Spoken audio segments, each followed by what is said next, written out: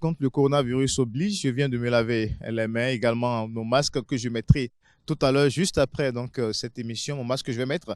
Alors, lorsque nous utilisons ces masques où nous lavons les mains, l'eau usée devient quoi concrètement? C'est ça encore l'autre grosse interrogation pour nous protéger aussi l'environnement et ne pas passer d'une crise sanitaire à une crise environnementale. C'est bien cela. Alors, comment il faut traiter ce type de déchets pour se protéger contre le coronavirus et également contre les effets pervers d'une dégradation de l'environnement. Nous allons en parler sur cette émission de RTMR. Bienvenue à toutes et à tous. Nous sommes avec le docteur Flavien Edia Devonon, spécialiste en management environnemental, enseignant-chercheur à l'Université nationale du Bénin. Edia Devonon, ou docteur Flavien Edia Devonon, vous êtes spécialiste en management environnemental. Vous êtes enseignant-chercheur à l'Université d'Abou-Makalavi. Bonsoir. Bonsoir, monsieur le journaliste. Nous sommes heureux de vous avoir encore une fois sur RTM, notre émission qui sensibilise sur la préservation de l'environnement. Nous sommes en période de Covid-19, la pandémie que la planète traverse depuis près de 2 ans.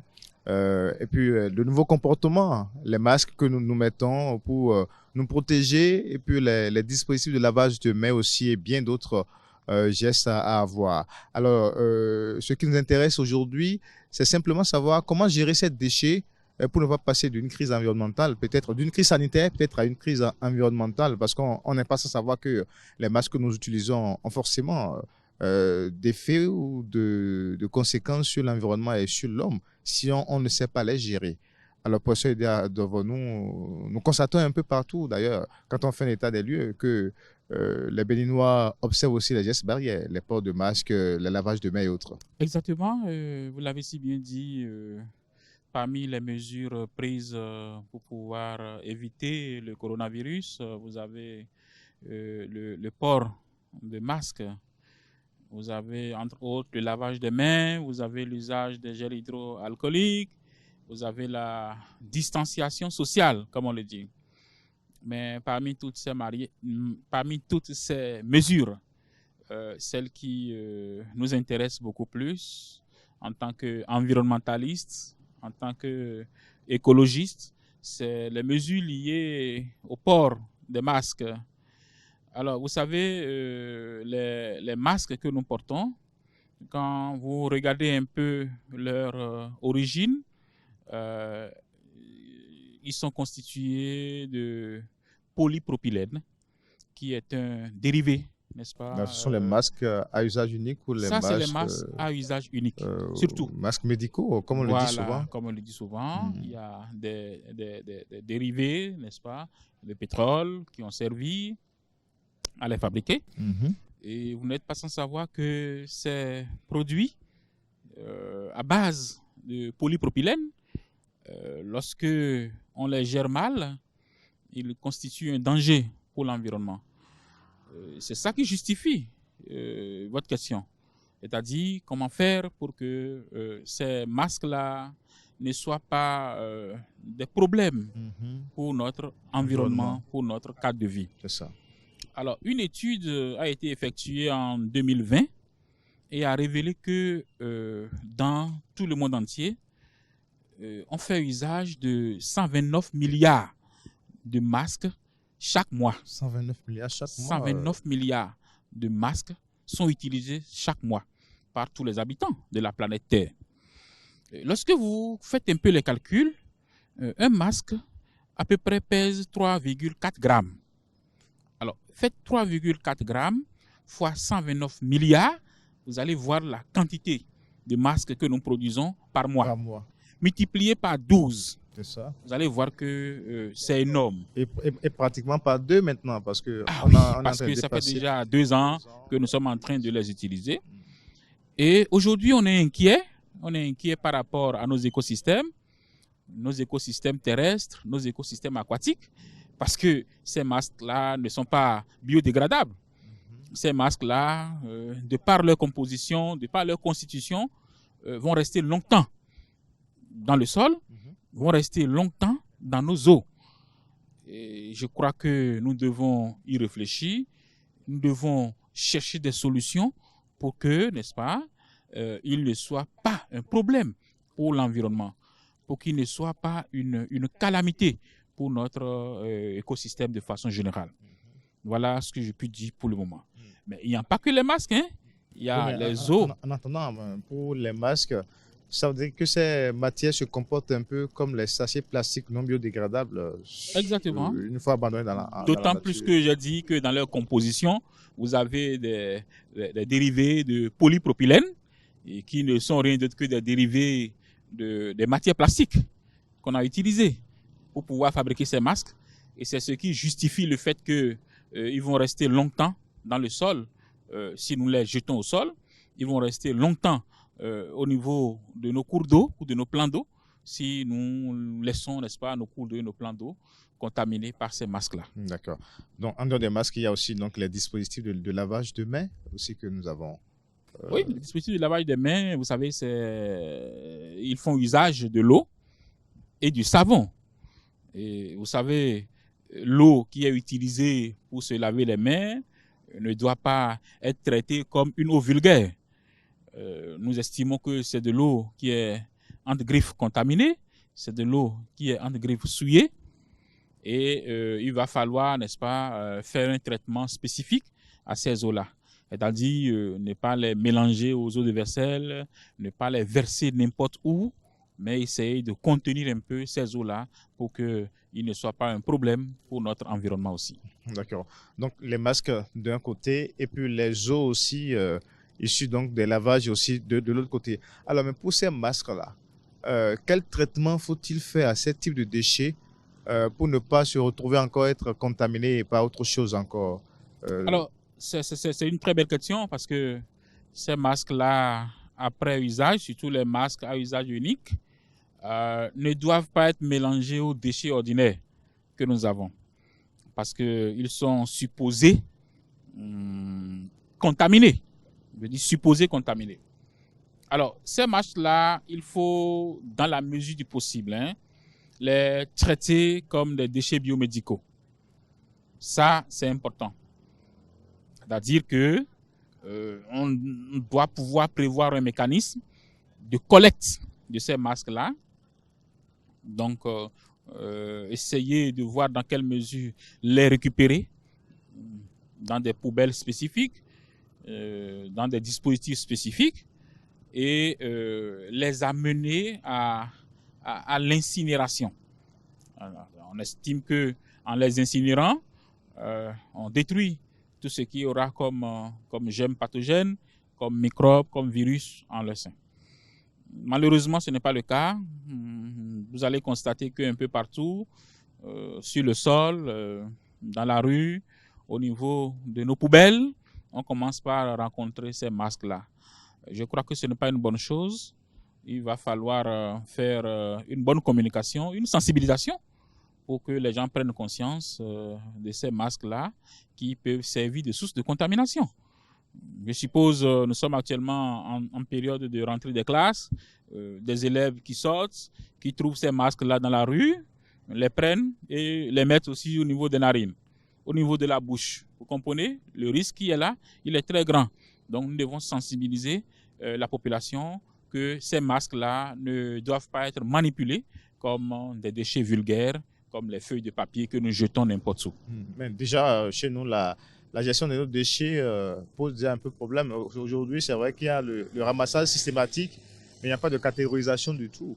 Oui. Alors, vu que ces masques déjà représentent un danger du point de vue sanitaire, pour ne pas parler forcément du problème environnemental, vous l'avez fait le constat, vous avez dit, vous l'avez dénoncé, mais qu'est-ce qu'il faut faire concrètement? Parce qu'il y a beaucoup qui ne maîtrisent pas. On préfère peut-être les jeter dans les ordures ordinaires comme d'habitude. C'est d'ailleurs ce que nous faisons généralement. Alors, qu'est-ce qu'il faut faire concrètement?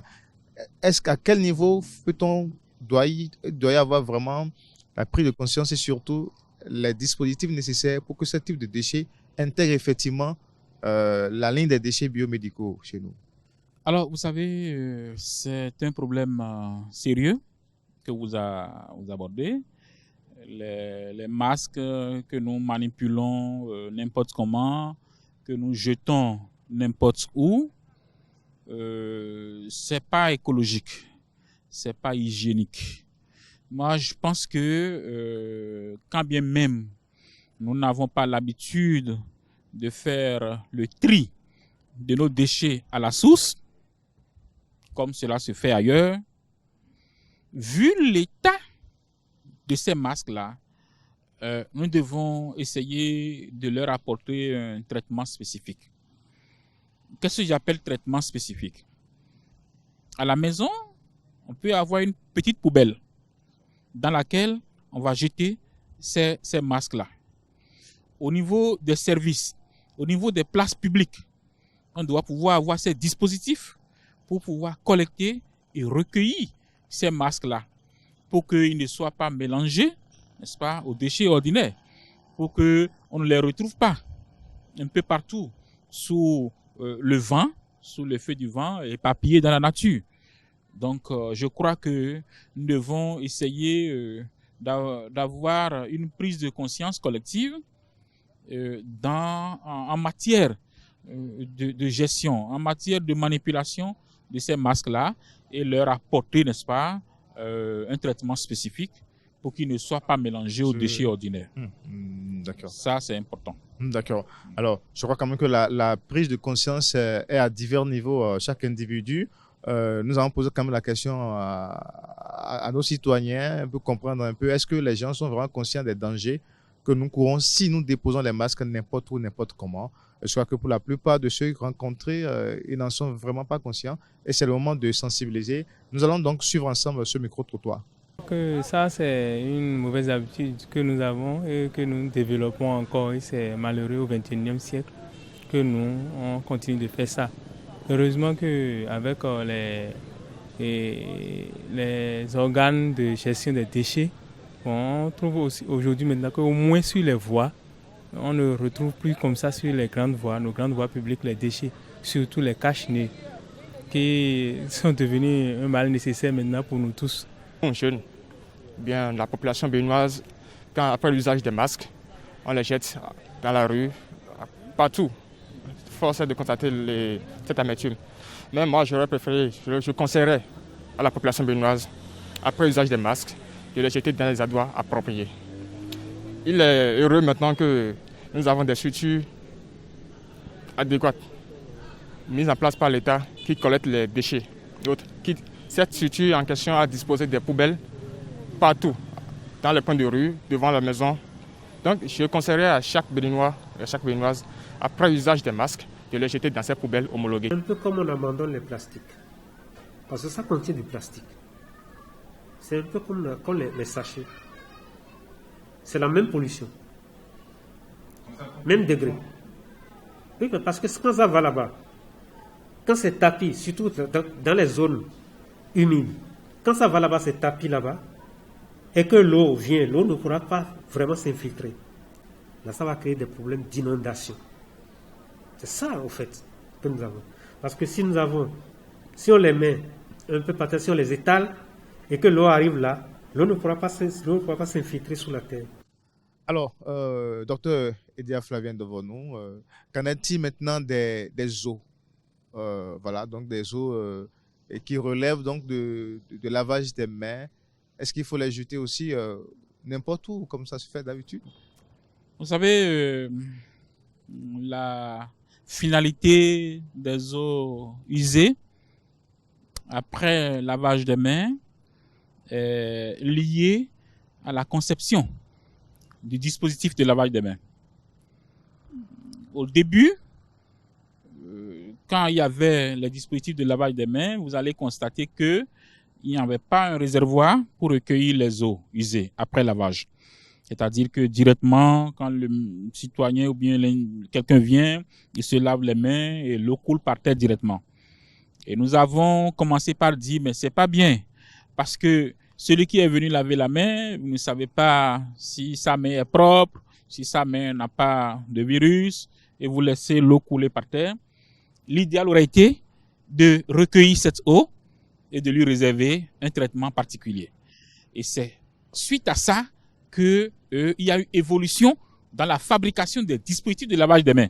J'en ai fabriqué aussi suffisamment, comme vous le savez très bien.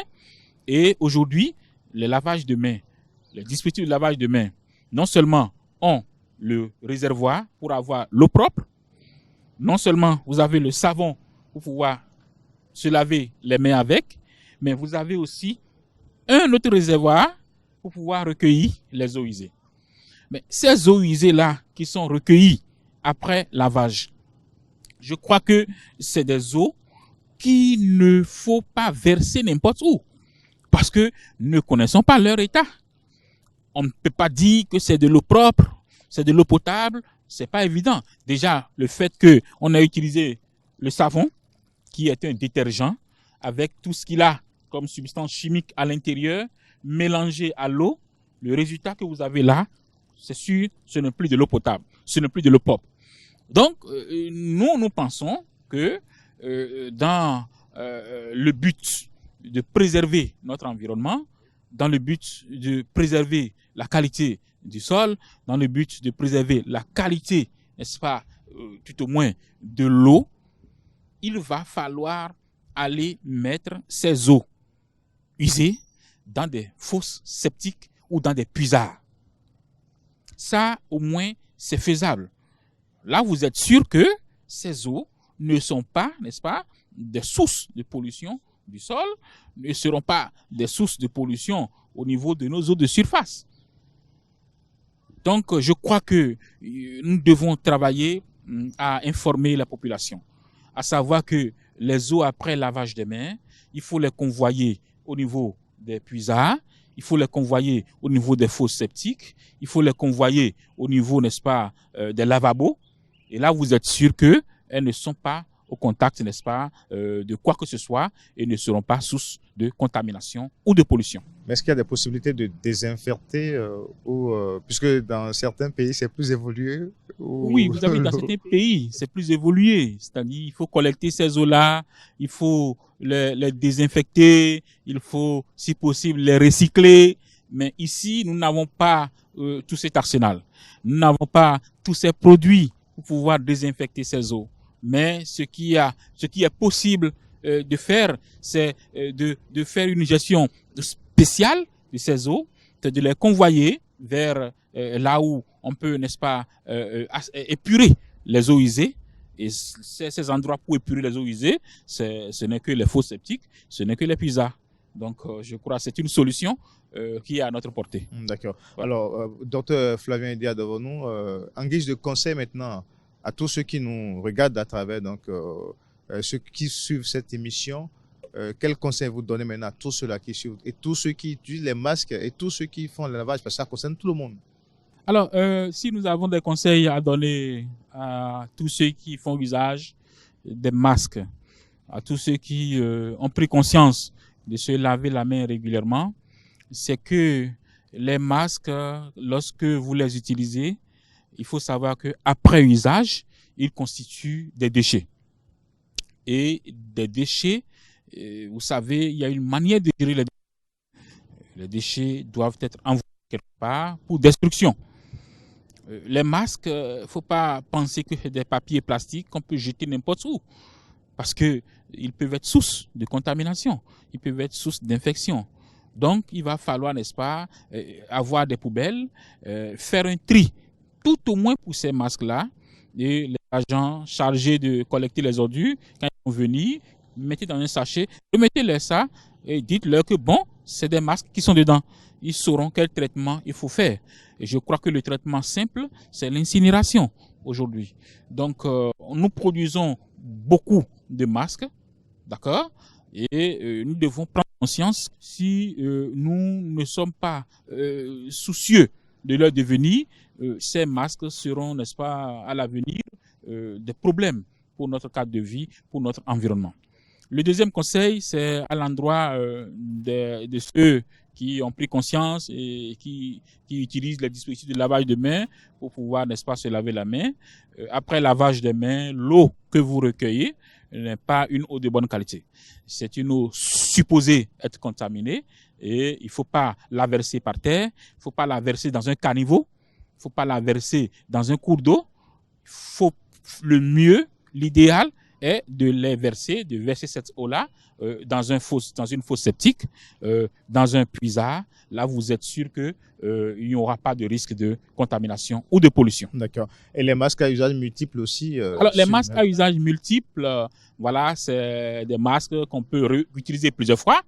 Et on l'avait déjà dit une fois, il faut utiliser de l'eau de Javel pour les laver, pour les désinfecter. Il faut utiliser de l'eau chaude pour pouvoir les laver et les désinfecter. Et je crois que eux, ils sont moins polluants. Ils sont moins polluants parce que si j'entretiens bien mon masque, je peux l'utiliser pendant 1 semaine, 2 semaines, 3 semaines. Alors que les masques à usage unique, je suis tenu de les changer au moins 2 fois par jour. Donc, je produis plus de déchets qui polluent l'environnement. Merci, Dr Flavien Edia Dovonon. Vous êtes spécialiste en management environnemental. Vous êtes enseignant-chercheur à l'université d'Abo-Mekalavi. Mesdames, Messieurs, merci d'avoir suivi cette émission. Se protéger contre le Covid-19 ou la crise sanitaire mondiale. Le port de masque est recommandé, lavage de mains recommandé, distanciation sociale. En tout cas, les gestes barrières, mais n'oublions pas le combat pour la préservation de l'environnement. Les masques utilisés, l'eau issue donc de lavage de mains doivent répondre à un traitement spécifique pour ne pas créer des problèmes à l'environnement. Suivez les conseils et bien sûr du docteur Edia Flavien Dovonon et également bien sûr des conseils recommandés pour que ces types de déchets entrent dans les cycles normaux de traitement. Merci à toutes et à tous et à très bientôt sur RTMR.